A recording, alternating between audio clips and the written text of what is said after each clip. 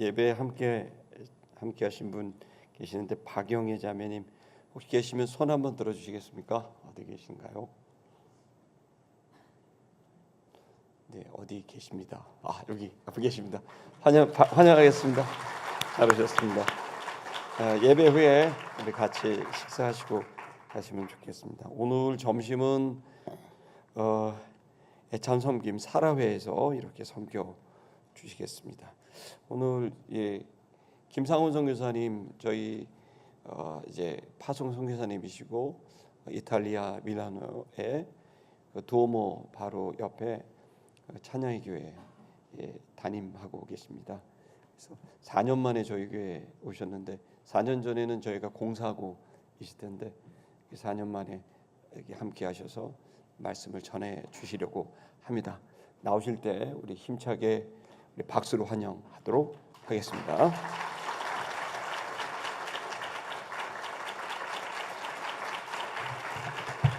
네, 감사합니다. 오늘 하나님께서 우리에게 주시는 말씀 같이 함께 찾아보도록 하겠습니다. 요한계시록 3장 말씀입니다.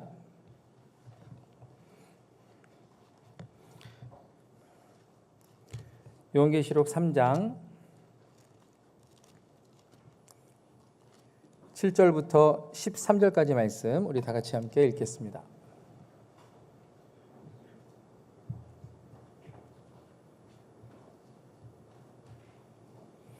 우리 다 같이 함께 1부 때는 교독을 했는데요. 우리 2부 때는 다 같이 함께 한 목소리로 읽어보도록 하겠습니다. 다 같이 함께 읽겠습니다. 시작. 빌라델비아 교회의 사제에게 편지하라. 거룩하고 진실하사 다윗의 열쇠를 가지시니 곧 열면 닫을 사람이 없고 닫으면 열 사람이 없는 그가 이르시되 볼지어다 내가 내 앞에 열린 문을 두었으되 능히 닫을 사람이 없으리라. 내가 내 행위를 아노니 내가 작은 능력을 가지고서도 내 말을 지키며 내 이름을 배반하지 아니하였도다. 보라, 사탄의 회당 곧 자칭 유대인이라 하나 그렇지 아니하고 거짓말하는 자들 중에서 몇을 내게 주어 그들로 와서 내 발 앞에 절하게 하고 내가 너를 사랑하는 줄을 알게 하리라. 내가 나의 인내의 말씀을 지켰은즉 내가 또한 너를 지켜 시험의 때를 면하게 하리니 이는 장차 온 세상에 임하여 땅에 거하는 자들을 시험할 때라. 내가 속히 오리니 내가 가진 것을 굳게 잡아 아무도 내 면류관을 빼앗지 못하게 하라. 이기는 자는 내 하나님 성전의 기둥이 되게 하리니 그가 결코 다시 나가지 아니하리라. 내가 하나님의 이름과 하나님의 성 곧 하늘에서 내 하나님께로부터 내려오는 새 예루살렘의 이름과 나의 새 이름을 그의 위에 기록하리라. 귀 있는 자는 성령이 교회들에게 하시는 말씀을 들을지어다. 아멘. 네, 본지오르노. 네, 이탈리아 인사입니다. 다 같이 한번 해보실까요? 본지오르노. 네, 저는 여러분들의 기도와 사랑으로 이탈리아 밀라노 찬양의 교회에 파송된 김상원 선교사입니다. 이렇게 직접 얼굴을 또 다시 한번 뵙고 인사드릴 수 있어서 너무나도 기쁘고 하나님께 모든 감사를 올려드립니다. 특별히 또 이 자리를 빌어서 우리 이탈리아를 위해서 또 밀라노를 위해서 또 우리 찬양의 교회를 위해서 기도해 주시고 후원해 주신 우리 시티미션 교회의 사랑에 다시 한번 진심으로 감사드립니다. 하나님의 은혜와 사랑 속에 우리 밀라노 찬양의 교회가 지난 6월 7일에 30주년 기념 감사 예배를 하나님 앞에 드릴 수 있었습니다. 우리 사진을 잠깐 보여주시면 우리 밀라노 찬양의 교회 성도님들 전부와 그리고 초대된 내용 되게 많죠, 그렇죠 여러분? 교회 예배당도 엄청 크고 물론 저희 교회 예배당 건물은 아닙니다. 저희가 속해 있는 교단의 그 교회 예배당 건물이고요. 거기에 저희들은 빌려서 여러분들은 오전 9시 또 10시 50분 예배드리지만 저는 오후 3시에 예배를 드립니다. 햇빛이 제일 강하고 가장 요즘 유럽 더운 거 아시죠 여러분? 아마 저희 교회 성도님들은 오늘도 땀을 뻘뻘 흘리시면서 여러분들은 에어컨이 있어서 추워서 막 이렇게 옷도 이렇게 가디건도 입으시고 하시지만 저희 교회 성도님들은 땀을 뻘뻘 흘리시면서 선글라스를 끼고 예배합니다. 왜냐하면 햇빛이 너무 강하게 들어와서 네, 선글라스를 끼고 계시는 예배하시는 분들도 가끔씩 계시고, 그래서 내빈 포함해서 총 131명이 지난 6월 7일에 우리 그 자리에는 우리 이규 담임 목사님 그리고 서영윤 사모님 또 몇 분 손님들께서 오셔서 같이 함께 예배했습니다. 너무나도 감사하고 기쁘고 또 멀리서 이렇게 찾아와 주셔서 많은 격려와 위로가 되는 시간이었습니다. 다음 사진 보여주시면 목사님께서 불을 토하시면서 말씀을 그날 전해주셨는데, 목사님께서 전하신 것 우리 성도님들이 원래 일주일 지나면 설교 잘 기억 못하잖아요, 그렇죠? 근데 저희 성도님들은 목사님의 설교를 잘 기억하고 계십니다. 목사님이 그날 주구장창 저에게 도전하시고 하셨던 말씀은 여러분 싸우십시오라고 얘기해 주셨습니다. 싸우라고 우리들에게 말씀해 주셨습니다. 이 시대 하나님께서 하나님의 진리의 말씀을 가지고 성도로서 하나님의 이름을 배반하지 아니하고 세상과 타협하지 않고 싸워나가는 사람을 하나님께서 찾고 계시는데 바로 여러분들이 그러한 분이 되셔야만 합니다 라고 하면서 싸우라고 우리에게 선포해 주셨습니다. 정말 맞는 말씀 같습니다. 성도는 세상과 타협하지 않고 세상을 따라가지 않고 하나님의 말씀을 따라 살아가는 사람, 그리고 그러한 사람들이 모인 공동체가 바로 우리 주 예수 그리스도께서 머리 되신 교회인 줄로 믿습니다. 여러분, 세상은 힘으로 싸웁니다. 권력으로 싸우고요. 또 뭔가 마음 가운데 미움이 그리고 분노가 에너지가 되어서 싸웁니다. 그리고 내가 너보다 더 낫다라고 하는 논리와 생각과 그런 교만한 마음을 가지고 정죄하면서 판단하면서 깎아내리면서 그렇게 싸워갑니다. 그런데 여러분, 예수님께서는 이 세상과 어떻게 싸우셨습니까? 주님은 죄와 타협하지는 않으셨지만 진리를 양보하지 않으셨고 사랑으로 이 세상을 이기셨습니다. 오늘 우리가 함께 읽은 요한계시록 3장에 나오는 빌라델비아 교회가 바로 그런 모습을 보여주는 교회입니다. 빌라델비아 교회는 2장과 3장에 소아시아의 7개 교회가 나오죠. 그 7개 교회 중에 두 번째로 나오는 서문학 교회, 그리고 6번째로 나오는 빌라델비아 교회는 하나님께로부터 예수님께로부터 책망 없이 칭찬만 들었었던 교회 공동체입니다. 빌라델비아 교회가 칭찬을 받았었던 이유는 그들이 뭔가 큰 능력을 가졌기 때문에 받은 것이 아니었습니다. 오히려 주님은 이 빌라델비아 교회를 향해서 뭐라고 말씀하시냐면 네가 작은 능력을 가졌다 이렇게 말씀하고 계십니다. 빌라델비아 교회는 작은 능력을 가졌지만 신실했고 강하지는 않았지만 오늘 본문을 따르면 끝까지 주님의 말씀을 붙들었던 교회였습니다. 주님의 이름을 배반하지 않았던 교회였습니다. 저는 오늘 이 말씀을 통해서 하나님께서 우리에게 원하시는 교회의 모습, 이 시대에 주님께서 원하시는 교회의 모습, 그리고 우리가 이 세상의 어둠의 주관자들과 어떻게 대적하고 무엇을 가지고 싸워야 할 것인지를 여러분들과 함께 나누고 싶습니다. 7절과 8절 상반절을 제가 다시 한번 읽겠습니다. 빌라델비아 교회의 사제에게 편지하라. 거룩하고 진실하사 다윗의 열쇠를 가지시니 곧 열면 닫을 사람이 없고 닫으면 열 사람이 없는 그가 이르시되 볼지어다 내가 내 앞에 열린 문을 두었을 때 능히 닫을 사람이 없으리라. 아멘.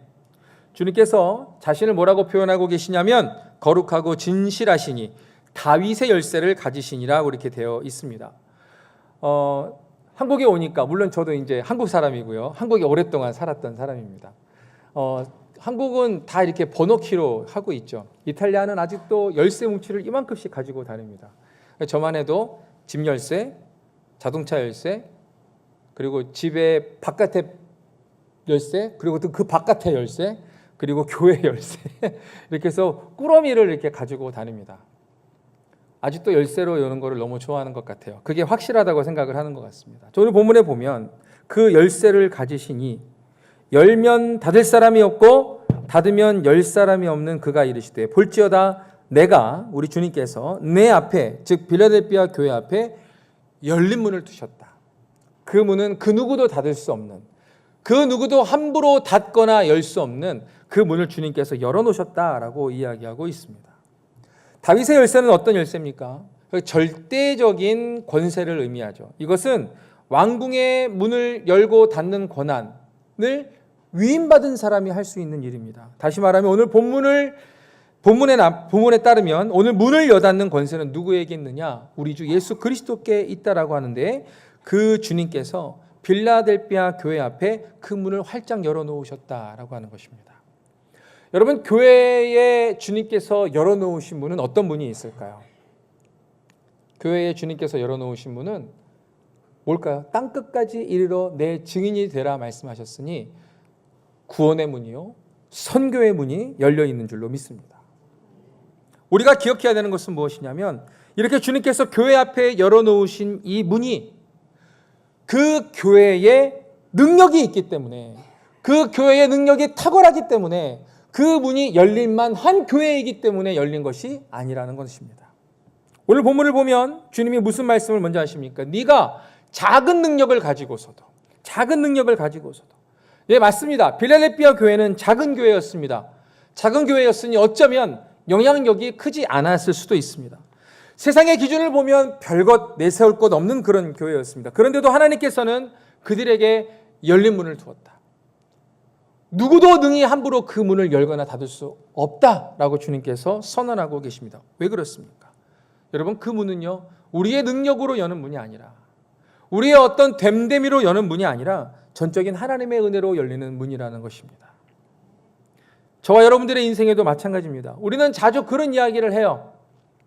내가 좀 더 준비가 된다면, 내가 좀 더 능력을 가지게 된다면, 여유가 생기면, 내가 뭘 할 수 있게 되면, 내가 이것만 해결이 되면, 내가 이 단계만 넘어서게 되면 어떻게 제가 헌신하고 어떻게 하겠습니다라고 하는, 그리고 그 길로 가겠습니다라고 하는 생각들을 많이 하게 됩니다. 그러나 여러분, 주님께서 부르시는 사람들의 특징을 여러분 잘 알고 계시지 않습니까? 성경의 수많은 인물들을 보면 능력이 됐기 때문에 주님께서 사람을 부르신 것이 아니라 주님께서 그 마음에 기쁘신 뜻을 따라서, 주님의 마음의 그 기쁘신 뜻을 따라서 택하신 사람들을 주님께서 부르셨고 그들 앞에 문을 열어놓으셨다라고 하는 것입니다. 교회에 열린 문이 사명의 문이고 선교의 문이고 또 구원의 문이라고 한다면, 그러면 여러분들 가정과 여러분들의 삶에 주님께서 열어놓은 문은 어떤 문이라고 여러분 생각하고 계십니까? 우리는 종종 주님께서 열어놓으신 문 말고 내가 열고 싶은 문 앞에서 주님 앞에 매달리고 살아갈 때가 참 많이 있는 것 같습니다. 여러분들 앞에 주님께서 열어놓으신 문을 한번 생각해 보시길 바랍니다. 어떤 문일까요?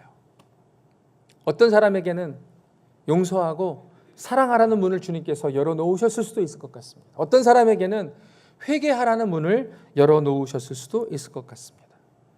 어떤 사람은 복음을 전하라는 대화의 문을 주님께서 열어놓으셨을 수도 있을 것 같습니다. 섬김의 기회로 주님께서 열어놓으셨을 수도 있습니다. 여러분들 앞에 열려있는, 여러분들 앞에 주님께서 열어놓으신 문, 내 자격과 내 능력과 내 삶의 어떠함에 상관없이 주님께서 열어놓으신 그 문 앞에서, 그리고 우리 시티미션 교회 앞에 주님께서 열어놓으신 그 문 앞에서 우리의 작은 능력 때문에 주저하지 않으시기를 예수님의 이름으로 간절히 축원합니다. 하나님께서 열어놓으신 문은 아무도 닫을 수 없습니다. 내가 그 능력에 미치지 못한다고 해서 그 문이 닫히는 것도 아닙니다. 그 열린 문을 향해서 여러분 기쁘게 감사함으로 즉시로 순종하시는 여러분들 되시기를 예수님의 이름으로 간절히 축원합니다. 주님께서 이어서 이렇게 말씀하십니다. 8절에 하반절에 네가 작은 능력을 가지고서도 내 말을 지키며 내 이름을 배반하지 아니하였도다 라고 말씀하고 계십니다. 세 번역으로 하면 좀 더 직관적이에요. 네 힘은 적으나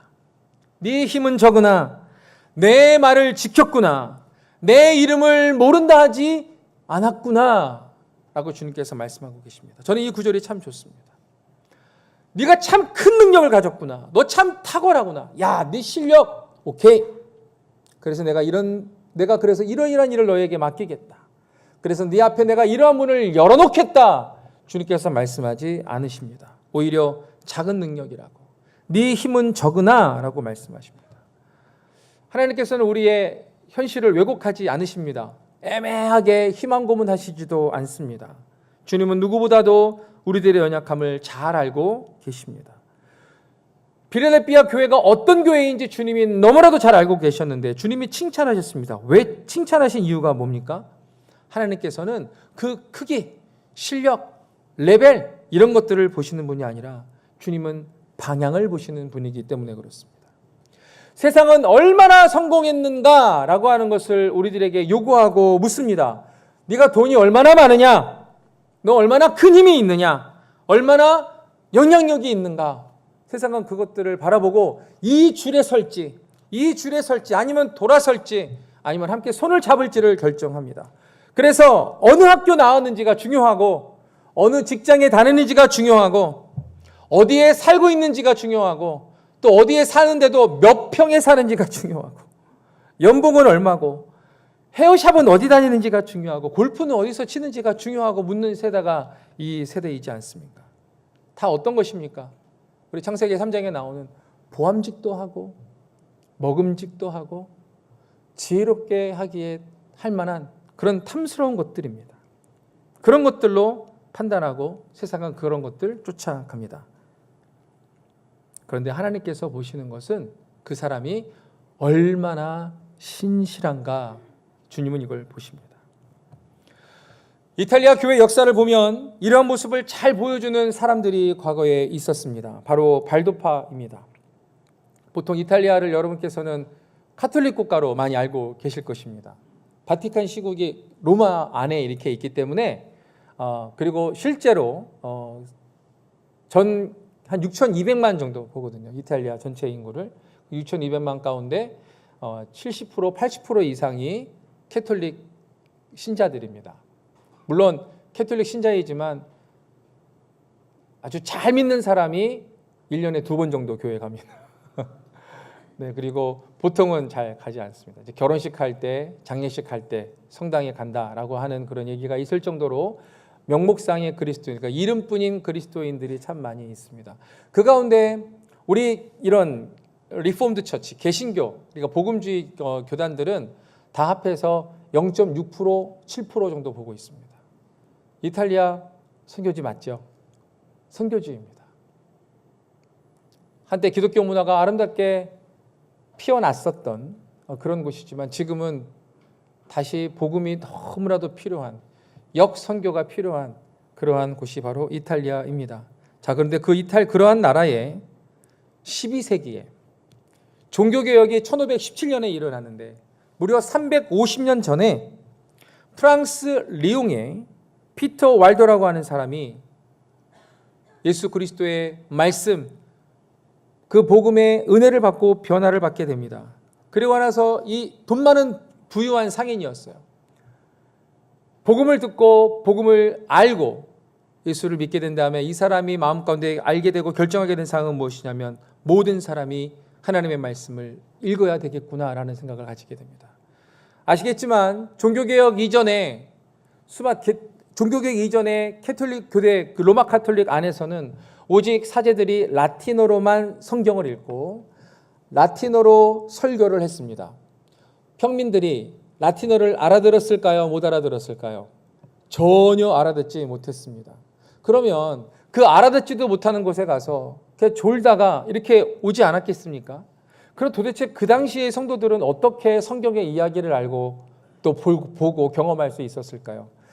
나중에 기회가 되시면 밀라노에 오십시오. 네, 두오모 성당에 가보면 두오모 성당을 삥 둘러서 수많은 조각들이 있습니다. 그 조각들을 자세히 이렇게 들여다보면 다윗이 골리앗의 머리를 이렇게 들고 있는 장면이 있고요. 아담과 하와가 쫓겨나는 조각상들이 있고 그런 조각상들이 많이 있습니다.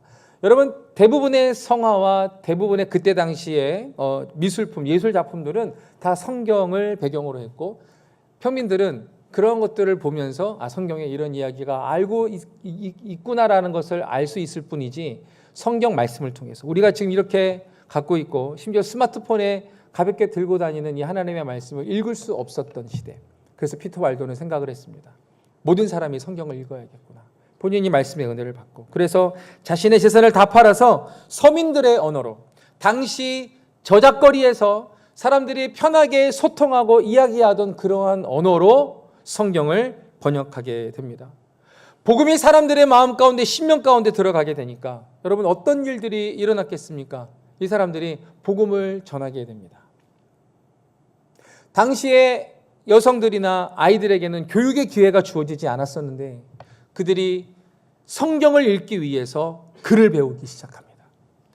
발디제 사람들이 교육하는 유일한 목적은 하나였습니다. 글을 가르치는 이유, 그리고 글을 배우는 이유는 단 하나, 하나님의 말씀인 성경을 읽기 위해서 이들은 글을 배웠고 교육을 받았습니다.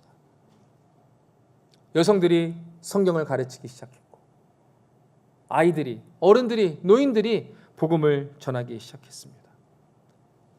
수많은 사람들이 이런 발대제의 후예를 잇는 사람들이 생겨나기 시작하면서 로마 캐톨릭이 야, 니들 성경을 아는구나 라고 칭찬한 게 아니라 어떻게 했을까요? 우리가 잘 아는 것처럼 박해하기 시작했습니다. 수많은 사람들이 화형을 당했고 사지가 찢겨 죽었고 수많은 사람들을 동굴 속에 집어넣고 연기로 질식시켜 죽이는 그러한 말 그대로 대학살, 이거는 박해라는 표현도 너무 저는 모자라다고 생각합니다. 그냥 말 그대로 유대인 홀로코스트 같은 대학살이 일어났습니다. 그런데 그들은 끝까지 말씀을 버리지 않았습니다. 사진을 잠깐 하나 보여주실까요? 목사님과 함께 발대제 유적지에 갔습니다. 저 뒤에 보이는 건물은 발대제의 후손들이 복음을 전하는 순회 선교사들을 양성해내는 곳이었습니다. 그 사람들의 이름을 성경교사들을 바르바라고 이야기를 하는데 우리 목사님께서 바르바의 목걸이를 하고 계십니다. 이따가 예배 끝나고 확인해 보시기 바랍니다.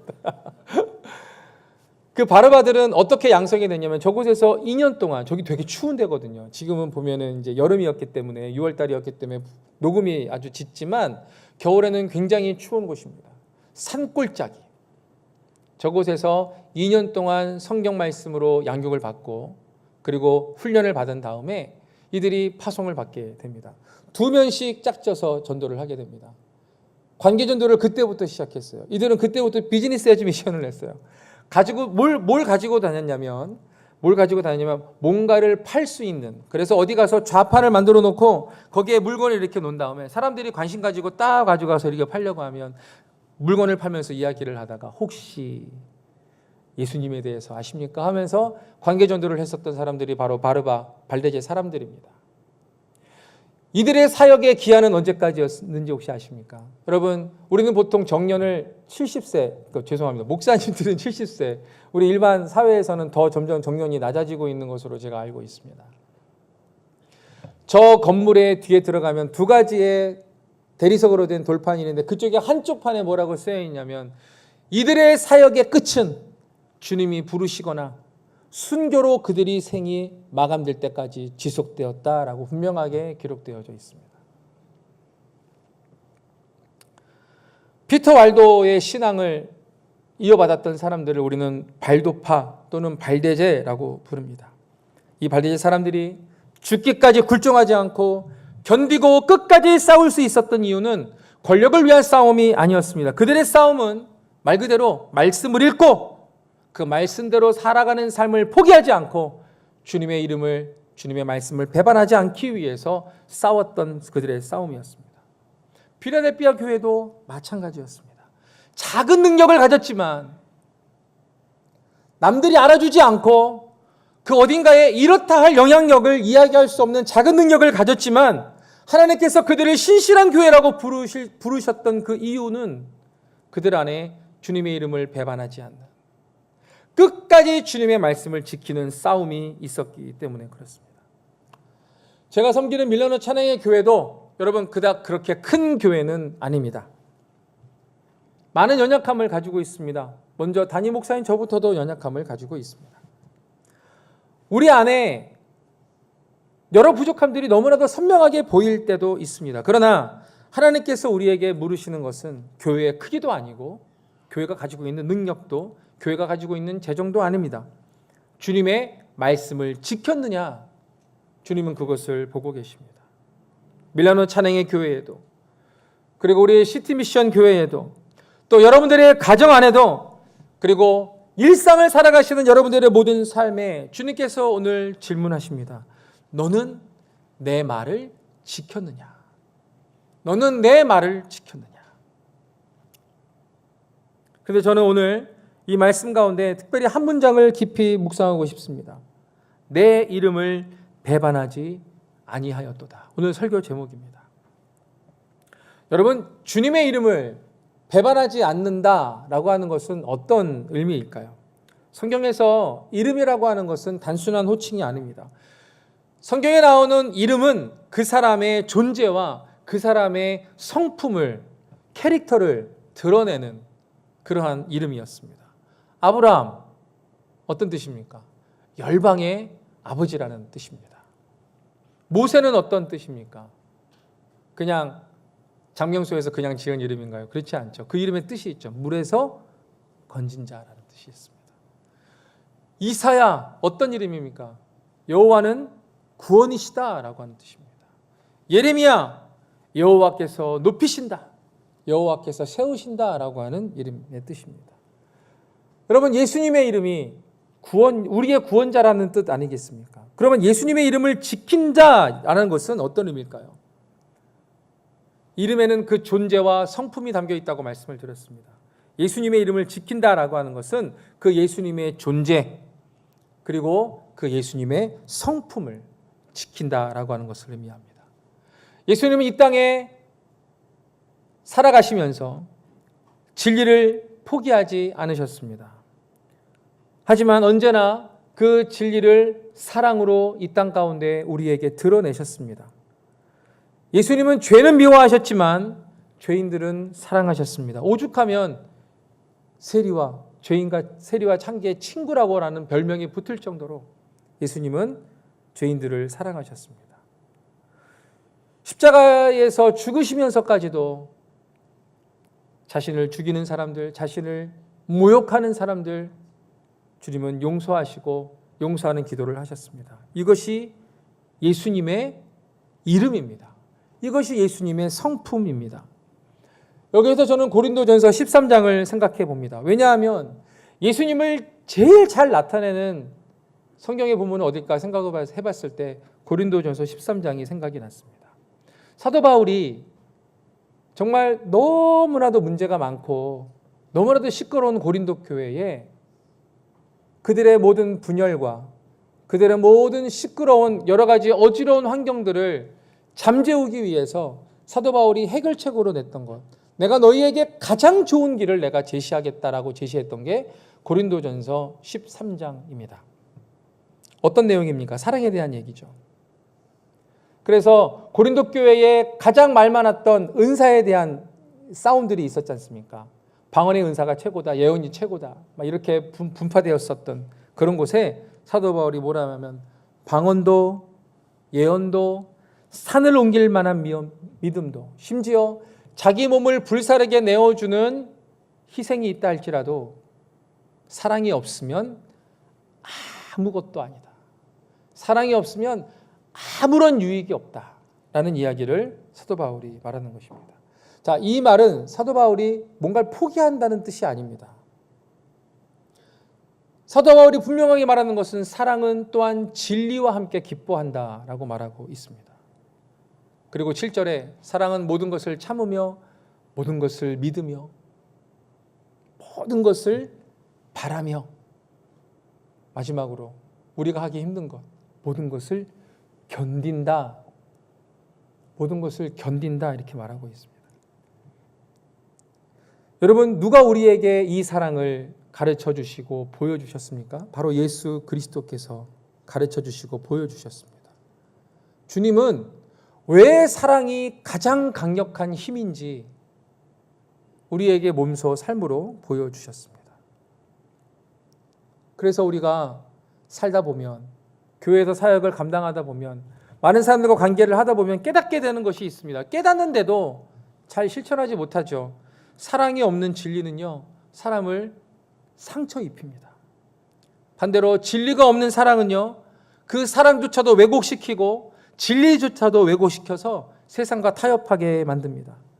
예수님은 이 둘 중에 어느 것 하나를 선택하신 것이 아니라 끝까지 진리를 붙드시면서도 사랑으로 이 세상을 이기셨습니다. 지난번 이규 목사님께서 우리 밀라노 찬양의 교회에 오셔서 우리에게 하셨던 말씀은요, 딱 하나예요. 여러분, 싸우십시오라고 우리에게 말씀하셨습니다.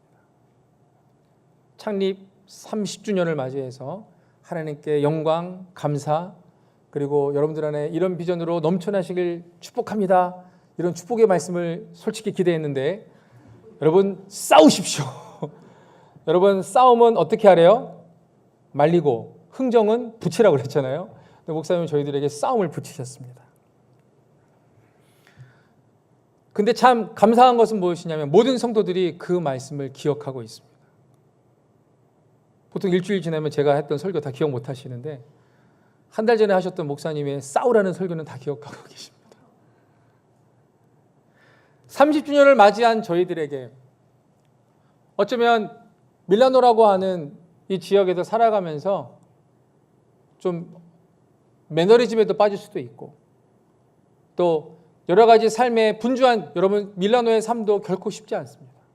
한국도 어렵다, 경제가 어렵다. 지금 이탈리아는 당장 옛날 우리나라 IMF처럼 망해도 이상하지 않을 만큼의 심각한 경제 어려움을 겪고 있습니다.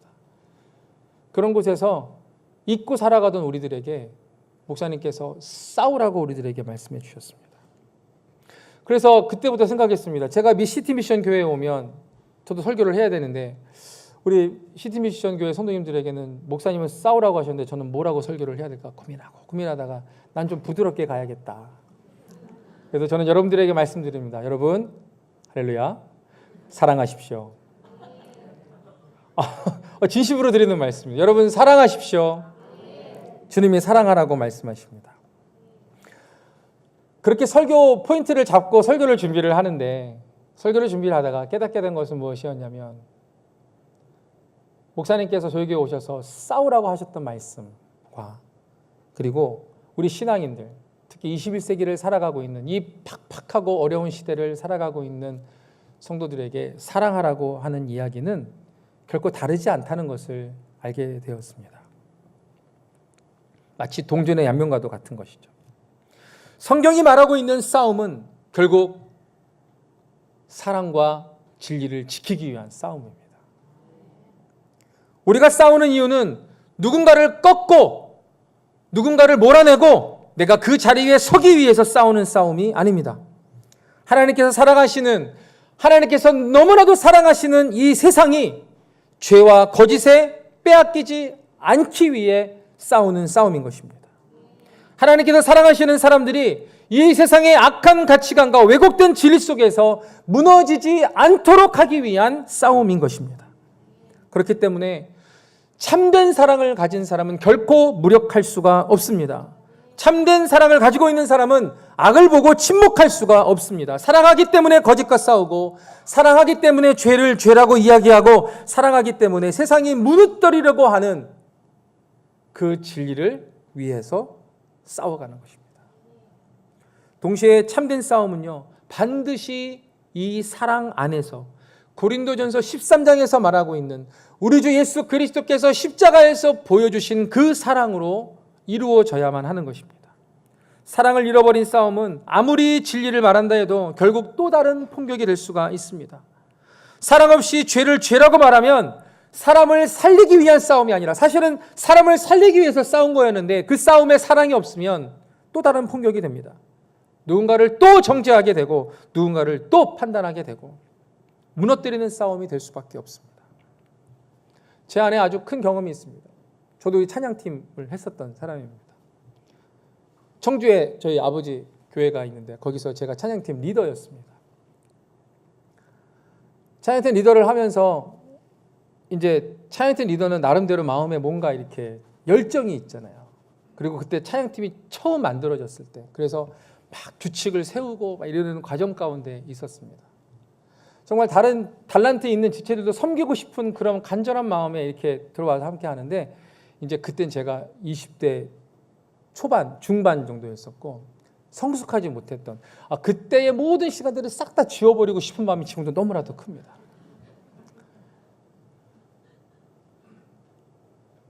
좀 늦으면 늦었다고 막 뭐라 하고, 연습 안 해오면 연습 안 했다고 막 뭐라 하고, 그러니까 지체들이 뭔가 기쁨과 즐거움으로 섬기는 게 아니라 저 인간 보기 무서워서, 저 인간의 잔소리 듣기 싫어서 연습하고 시간에 늦지 않고 헐레벌떡 쫓아오는 모습들, 저는 그걸 보면서 팀이 제대로 굴러가고 있구나 생각을 했습니다. 아니었습니다. 나중에 그 지체들의 마음은 너덜너덜해져 있는 것들을 경험하게 되었습니다. 뭐가 없었을까요? 진리는 있었어요. 시간을 지켜야 되고 막 이런 것들.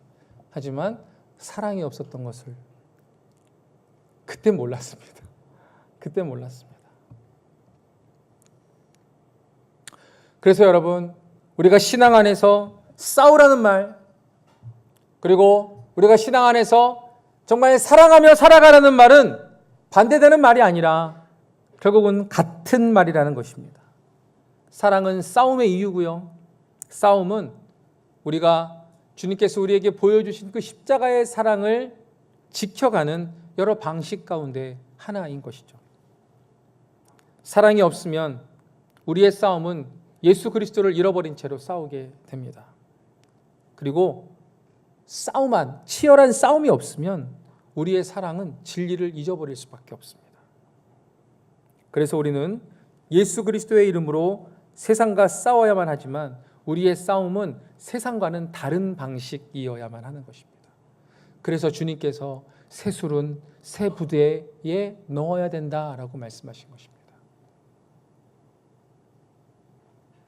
이전의 방식 가구는 우리가 생각하고 내 안에 신념으로 녹아 있거나 내 안에 경험으로 기준으로 갖고 있었던 그 방식으로는 살아갈 수 없는 방식이기 때문에, 그 방식으로는 싸울 수 없는 방식이기 때문에 주님께서는 우리들에게 새술은 새 부대에 넣으라고 말씀하신 것입니다.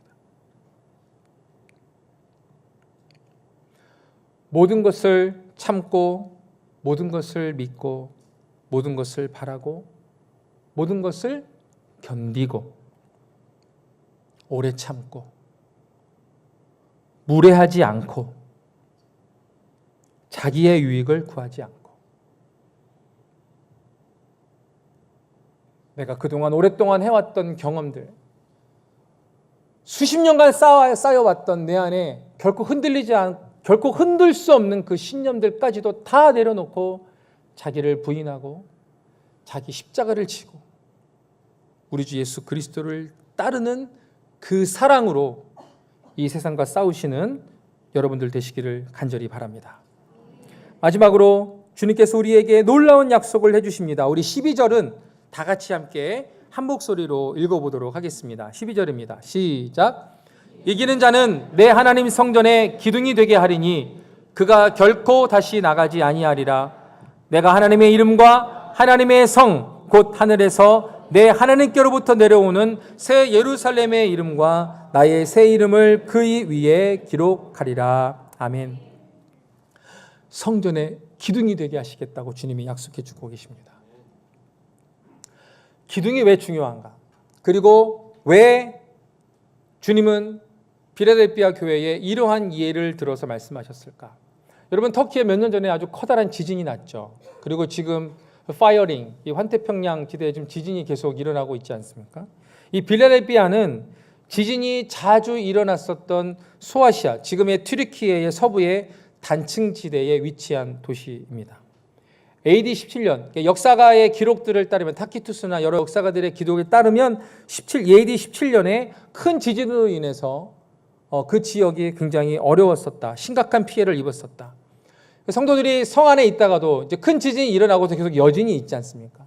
그러니까 여진이 일어나면 두려워서 예배드리다가 밖으로 우르르르 나오고 이런 일들이 반복되는, 기둥이 무너지고 교회의 벽이 무너져서 와르르 모든 것들이 내려앉는 이런 것들이 일상으로 경험되어지는 그러한 성도들, 그러한 지역에 살고 있었던 사람들이 빌라델피아 사람들이었습니다. 자, 그런데 그런 것들이 일상으로, 그런 것들이 트라우마가 되어 있었던 사람들에게 결코 다시 나가지 아니하리라. 세 번역을 보면 그는 다시는 성전을 떠나지 아니하리라. 이 말씀은 빌라델피아 교회 성도들에게 너무나도 큰 위로와 격려가 되는 주님의 약속이었을 것입니다.